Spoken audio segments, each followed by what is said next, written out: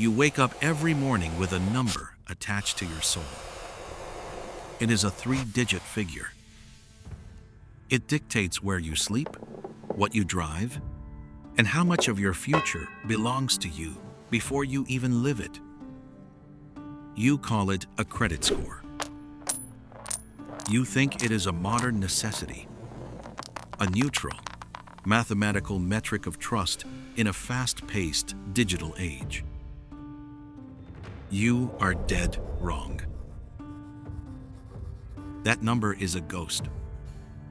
It is the haunting, inescapable echo of a system engineered 5 centuries ago, in the salt-stained shadows of the Venetian lagoon. The walls around your financial freedom were not built with code and silicon. They were built with brick, forged iron, and a very specific type of legal cruelty. A cruelty that turned basic human necessity into a taxable offense. Before algorithms tracked your counterparty risk, before servers aggregated your spending habits, there was the ghetto. Welcome to Venice. The year is 1516. Forget the postcards. Forget the gondolas and the Vivaldi concertos. The Venice buried in the archives is a cold-blooded, high-stakes clearinghouse for global wealth. It was the Wall Street of the Renaissance. A fiercely independent city-state sitting right at the throat of global trade.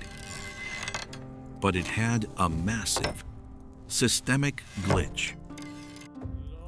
The Catholic Church held the keys to every soul in Europe, and they declared usury a mortal sin. Charging interest was a crime against God. To the Church, time belonged exclusively to the Almighty. To sell time for profit was divine theft. It was a beautiful moral sentiment, and it threatened to bankrupt the most powerful economy on earth. Here is the cold truth the history books skip. A city cannot build an empire on handshakes and Hail Marys. An empire demands massive liquidity. It requires the friction-free movement of capital, from those who hoard it to those who need it. Grain, silk, or a new hull for a merchant galley all require capital. Without interest, there is no risk-taking. Without risk, the gears of Venice would grind to a dead halt, rusted by the very piety it claimed to project. They faced a fatal liquidity crunch. The Venetian Senate needed a loophole, a textbook case of regulatory arbitrage. They needed a demographic already damned in the eyes of the Church. People who could handle the filthy mechanics of finance, leaving the Christian elite with clean hands and overflowing coffers. Enter the figure we call Shylock. On March 29, 1516, the Venetian Senate issued a decree that rewired the architecture of finance forever. They did not just invite Jewish merchants into the city. They interned them.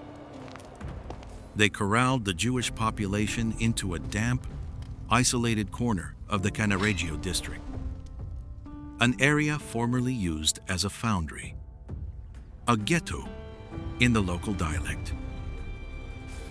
This was not merely religious segregation. This was a state-sponsored financial internment camp. Notice the choke points. 2 bridges in, 2 bridges out. The gates of the ghetto were locked at midnight. Armed guards patrolled the perimeter. Guards paid for by the inmates themselves. The Senate understood the assignment perfectly. If you control the geography of the lender, you control the arterial flow of the empire's blood. They forced these men into a brutal, legally binding contract known as the condotta.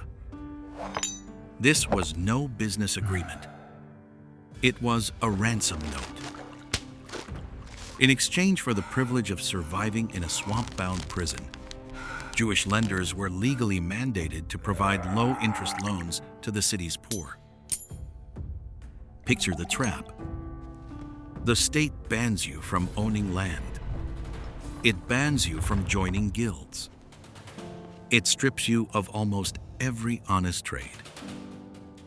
Then, it forces you to lend money at rates so suppressed you cannot cover your own overhead, all while bleeding you dry with taxes to pay for the padlocks on your own gates. They did not just want the capital. They wanted a scapegoat. They engineered a system where the lender was forced to be the villain of the street, ensuring the state remained the hero of the palace.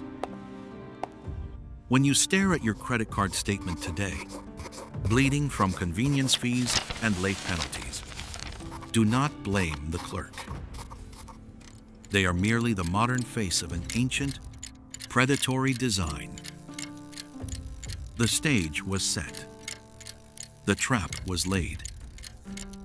And the man we call Shylock was never the predator.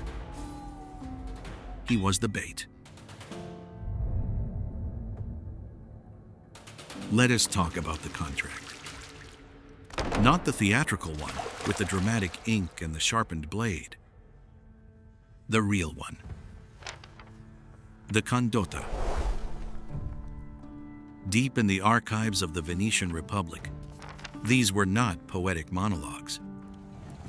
They were cold, numbered clauses in a ledger called the Capitoli. To understand how a pound of flesh becomes a legal reality, you have to look at the mechanical squeeze the Venetian Senate applied. This was the exact mechanism used to turn a marginalized group of humans into a state-run financial utility. It was a masterpiece of predatory engineering. It began with a mandatory loss. The Senate implemented a strict price cap on mercy. They legally mandated that Jewish lenders provide capital to the Christian poor, at interest rates rigidly capped at 5%. To a modern ear, 5% sounds perfectly reasonable. But in 1520, the macroeconomic reality was brutal. The risk of a plague outbreak or a shipwreck could vaporize a city's liquidity overnight. At 5%, the spread did not even cover the cost of the parchment. It was forced charity, masquerading as commerce. The state was outsourcing its social safety net to a minority it had already disenfranchised. Picture a lender at a wooden desk in Cannaregio. He knows the math. 5% will not cover the risk of plague. He signs anyway. Why? Because the alternative is expulsion, or worse. He is not noble. He is not innocent. He is fiercely calculating. He believes he can outmaneuver the Senate. That is his fatal flaw. He thinks the contract protects him. While the lender bled out at 5%, the Venetian state hovered like a tax vampire, extracting systemic protection money. The Jewish community was hammered with massive, lump sum levies, often hundreds of thousands of ducats at a time, simply for the right to renew their residency permits. Let us put that into perspective. A single ducat was roughly 3.5 grams of solid 24-karat gold. A sudden tax of 100,000 ducats. was enough physical gold to purchase an entire fleet of warships. The math was mathematically impossible. If you are forced to lend at a guaranteed loss, and the state taxes you until your bones crack, where does the margin come from? It comes from the squeeze. The lender was forced into regulatory arbitrage.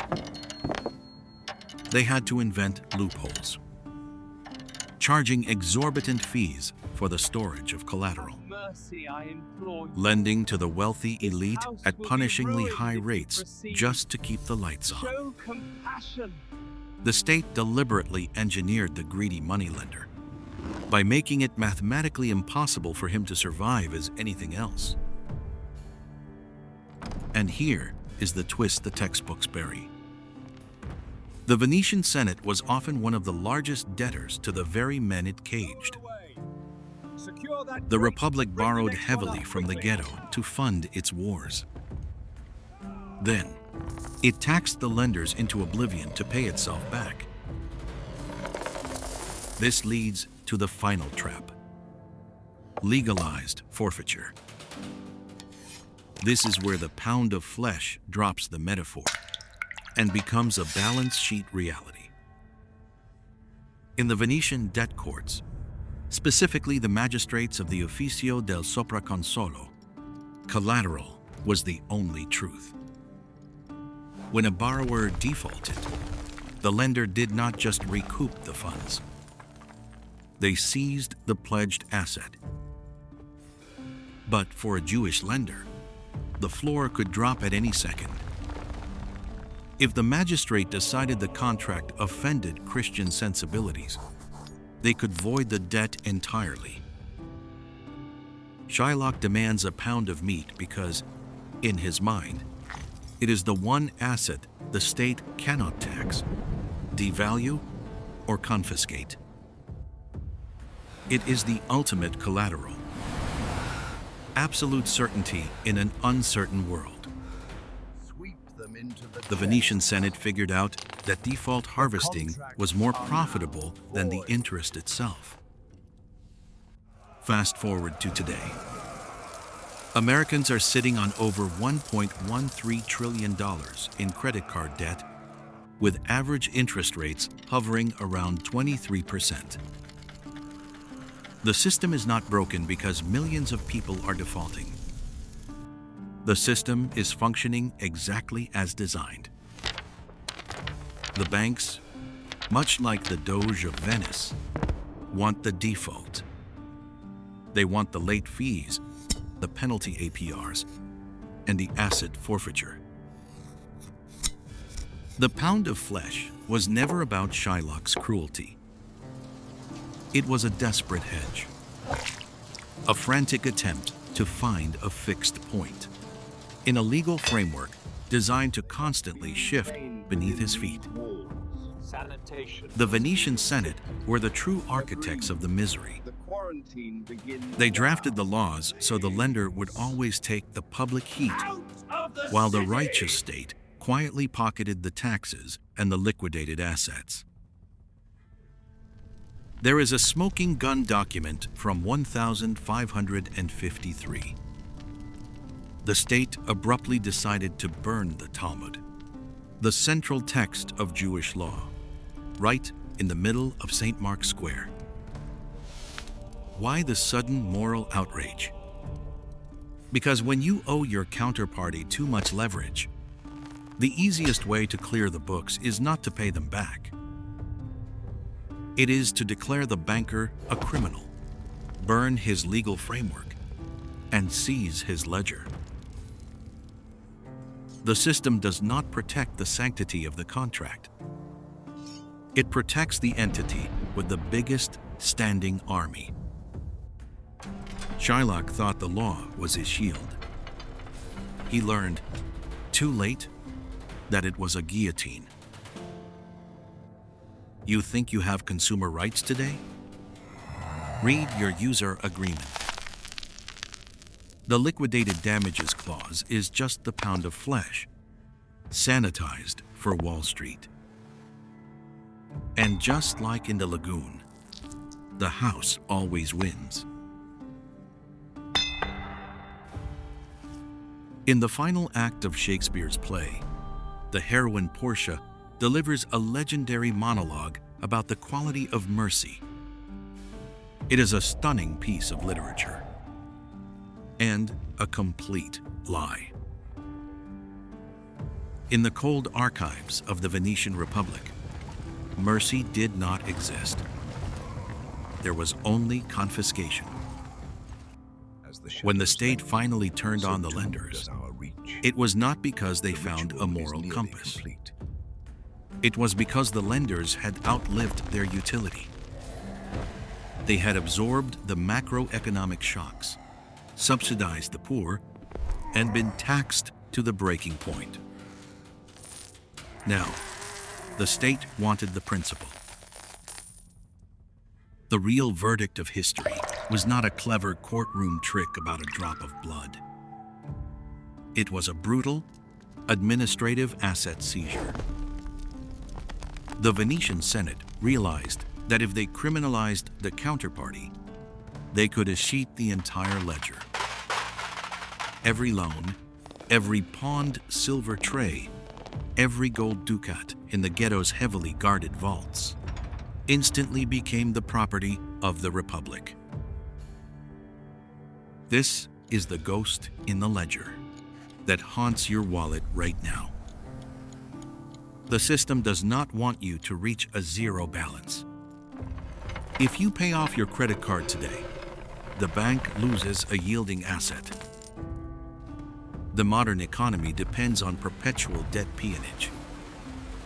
It is a treadmill engineered to keep you sprinting just to maintain your position, while your interest payments act as a private tax to a modern Venetian Senate. We are all operating inside a digital ghetto. In 2026, Americans sit on over $1.13 trillion in credit card debt. The average APR hovers near 23%, even when the Federal Reserve rate is a fraction of that. That spread is not an accident. It is structured, predatory pricing. Your debt is not just a balance. It is an asset. Bundled, securitized, and sold to institutional investors hunting for yield. You are collateral in a machine that trades your future labor like a raw commodity. When you accept a terms of service agreement, you sign a modern condotta. You submit to a game where the lender can alter the yield spread at will, and the law is rewritten the second it favors the house. The true tragedy of the historical Shylocks was not their villainy. It was their naive belief that the law was an objective truth. They forgot that the men who write the contracts also pay the judges. Your debt is not a moral failing. It is a structural feature of the design. The pound of flesh is no longer a physical threat. It is the years of your life you burn to pay for capital you have already consumed. It is the systemic usury that keeps you awake at 3 in the morning. The cartel has spent 500 years perfecting the squeeze. They rebranded the mortal sin of usury into the moral duty of building a FICO score. Here is the uncomfortable truth. If the architects of the Venetian Ghetto were alive today, they would not be running pawn shops. They would be writing risk assessment algorithms for buy now, pay later apps. They would sit on the board of the Federal Reserve. The motion carries 7 votes to 1. Is a 29.9% penalty APR just a digitized version of the pound of flesh?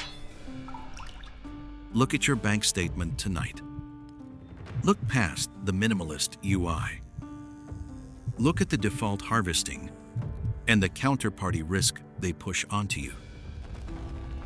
Can you smell the salt air of the lagoon? Can you hear the iron gates slamming shut? Or are you still waiting for a Porsche who is never coming? In the grand ledger of history, every debt must eventually be paid.